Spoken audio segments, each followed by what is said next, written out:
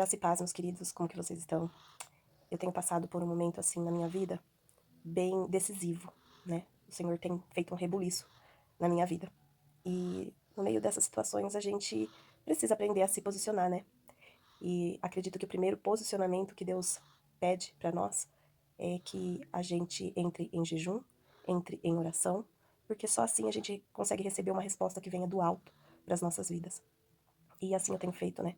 Eu tenho orado bastante, eu tenho clamado ao Senhor por uma direção. E Deus tem falado e feito coisas na minha vida sobrenaturais, né?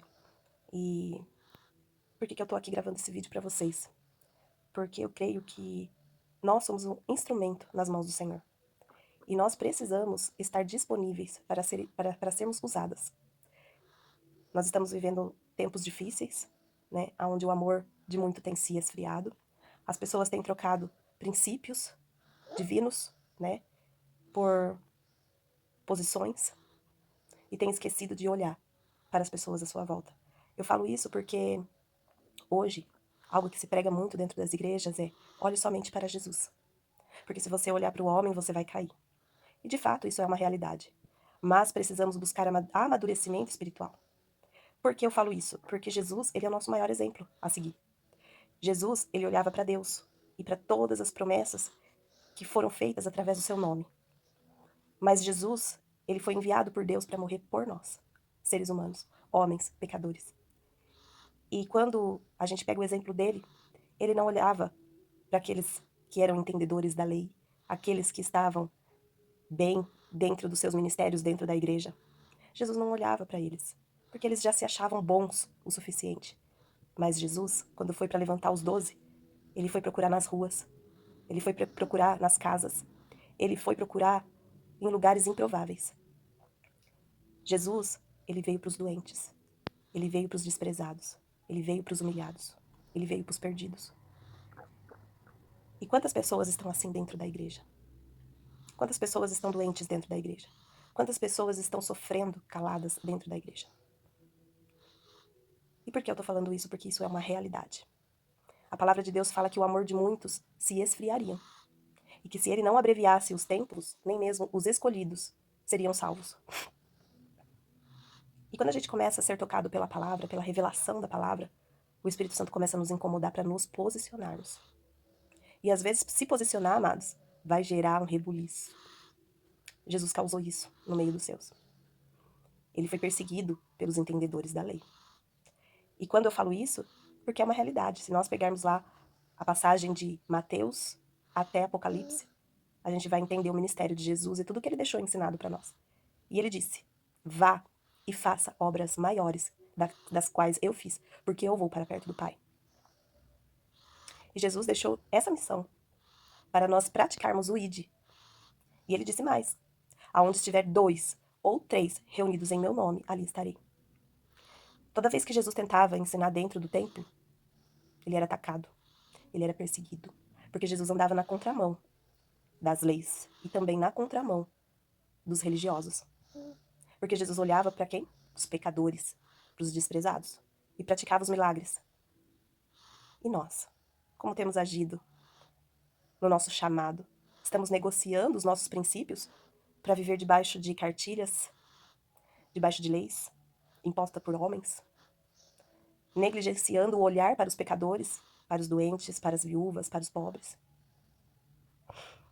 Quantas pessoas você conhece que se desviou da igreja e hoje voltaram para o mundo? E muitas vezes estão aí, na Umbanda, na Quimbanda, no Candomblé, no Espiritismo, ou não estão em lugar nenhum, porque se decepcionaram com os cristãos. Ah, meus amados, isso é muito sério. E cada um de nós vamos pagar o preço por cada alma que se desviou por causa do nosso mau testemunho, por causa do nosso mau comportamento. Deus não tem nada a ver com isso. É a nossa essência pecadora, maligna. É a nossa essência gananciosa, que troca a igreja pessoas por igreja paredes. E essa frase que muitos pregadores pregam, olhe somente para Jesus, senão você vai se frustrar e vai sair da igreja. É para prender pessoas ali dentro em ministérios. E quando aquela pessoa já está tão envolvida com aquilo que ela está fazendo, que ela esquece de olhar para quem está do lado dela. Jesus veio para ensinar o que é ser reino. o que é derramar a graça sobre a vida do outro. Porque a graça, meus amados, nada mais é que o amor não merecido. Esse amor que Jesus fez por nós na cruz. Ele foi o nosso maior exemplo e ele pede: sejais meus imitadores. Você pode estar atrás de um grande, lindo ministério, mas se você não estiver exercendo o seu chamado, a palavra de Deus fala de que adianta ganhar o mundo inteiro e perder a sua salvação. Muitas vezes você está negligenciando princípios para viver algo ministerial. Quantas pessoas que Deus libera dons e chamados poderosíssimos para ajudar a cuidar de vidas, a cuidar de almas, e essa pessoa começa a ficar tão gananciosa, né, tão cheia de si, que quando ela vê, ela já nem tá mais olhando pro próximo, a não ser para si mesma. E o que eu quero deixar aqui para vocês: viva uma vida com Deus de fato. Se preocupe sim com o teu próximo, com o teu irmão, porque foi esse o maior ensinamento que Jesus nos deixou. Jesus pediu: ai daquele por que vieram os escândalos e fizer cair um dos meus pequeninos. Jesus largou as 99 para ir atrás da ovelha perdida. Jesus deixou a parábola do filho pródigo porque ele quis nos ensinar como é bom e feliz festejar aquele filho que volta para casa. Ah, meus amados, as igrejas estão cheias de pessoas vazias, cheias de pessoas que estão ali atrás de dopamina, de sentir a sensação de louvor, de luzes, mas saem dali e mal lembra do irmão que sentou do lado. Não faz um jejum, não intercede. Amados, é tão triste quando a gente vê pessoas dentro da igreja frias, fazendo intriga, fofoca, dando mau testemunho. É tão triste. Panelas dentro da igreja. Sabe? Aquela pessoa que para estar atrás de um bom ministério fica bajulando, mas adora ficar aqui, ó, de olho na vida do irmão para fazer a fofoca. Isso mata, amados. Isso mata. Quantas pessoas estão passando por isso? Quantas pessoas hoje não querem nem saber de pôr o pé dentro de uma igreja? Mas Deus não tem culpa. A nossa fé precisa continuar sendo viva dentro de nós. E precisamos aprender a fazer a diferença no meio de uma igreja corrupta. Nós somos a igreja. Eu e você que está aí me ouvindo somos igreja do Senhor, templos do Espírito Santo. Precisamos aprender a ter princípios, praticar o princípio da palavra e fazer a diferença com o nosso testemunho. Palavras não valem nada se você não viver elas. Aprenda a viver a palavra, meu irmão. Pare de julgar, apontar o dedo e comece a viver. E comece a viver. Pare de colocar indiretinhas em redes sociais e comece a viver aquilo que você prega. Eu tenho certeza que portas vão se abrir, cadeias vão se quebrar quando a gente começar a viver o verdadeiro evangelho. Deus não tem culpa do teu pecado, do meu pecado. Mas por amor de cada um de nós, ele entregou seu filho na cruz para derramar o seu sangue puro, para nos purificar e nos dar a oportunidade de olhar para o nosso irmão e estender a mão e fazermos a diferença no evangelho. O que Jesus fala? O que ele nos ensina? Que sem amor nada sereis. Nada. Você pode falar em línguas, você pode ter o dom de cura, você pode falar a língua dos anjos, você pode profetizar, você pode operar grandes milagres, mas se você não tiver amor, nada sereis. O amor é o princípio da graça. Aleluia. E quando a gente fala de amor, a gente fala de perdão. De perdão. Mesmo que aquela pessoa não mereça, nós vamos nos posicionar em amor. Nós vamos amar, mesmo que aquela pessoa não mereça. Amados, quem faz a justiça é Deus. É Deus que vai dar a cada um segundo as suas obras. E aí, eu vou escolher sofrer a justiça de Deus? Não.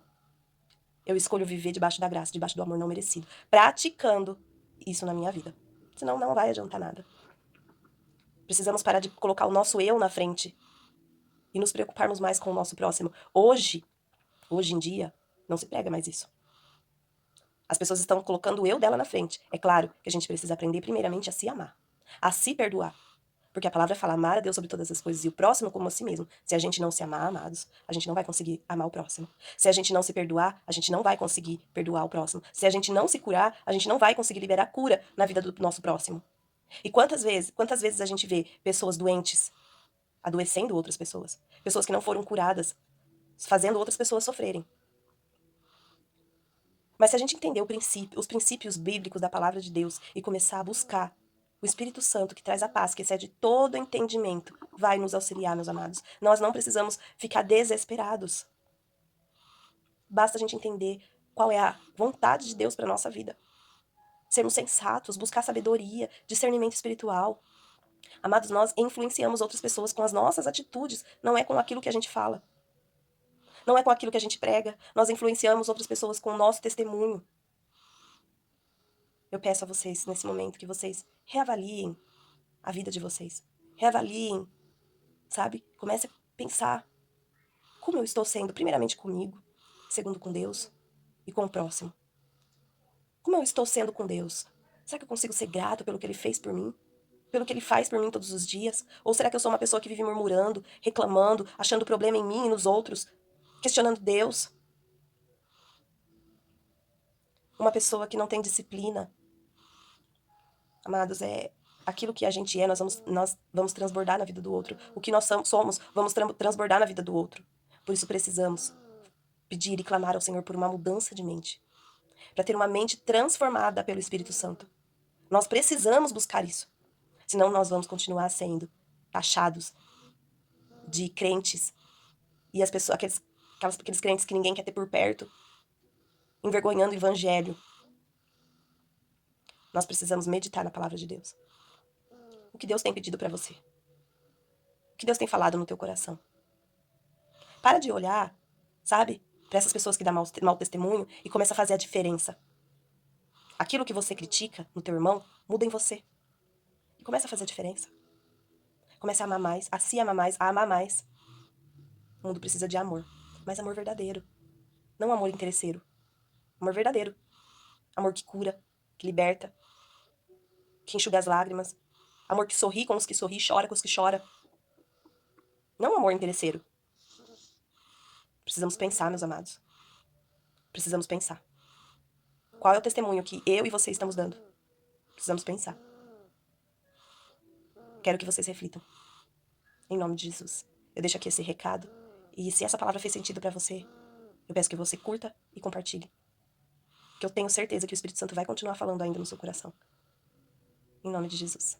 Deus abençoe.